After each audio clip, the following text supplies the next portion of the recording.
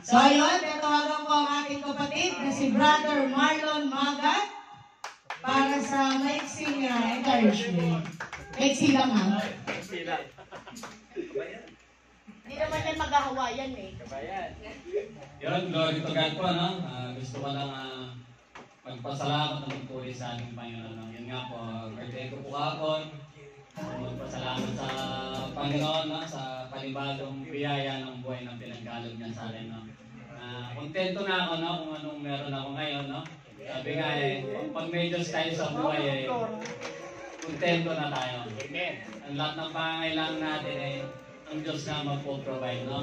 Basta mayroon tayo sa Panginoon, no? Yung pag-asa natin, no? Sana mabuhay na may Diyos tayo sa buhay na pag-ising mo sa umaga. Andyan si Lord lagi, no?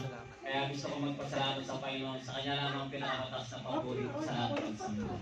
Happy birthday to you. Happy birthday to you. Happy birthday, happy birthday, happy birthday to you. Bakbakan ba natin ang Panginoon sa buhay ng ating Brother Marlon Magat? Siyempre may isa pa.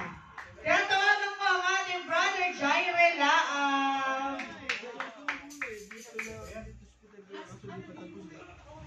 Pinapasama ko din si Jesus Cristo sa masalasog papatutita sa pagdula ko dito sa Saudi. Pinapasalamat ko yung mga blessings na dumadaan sa aming buhay. Yun lang po. Happy birthday!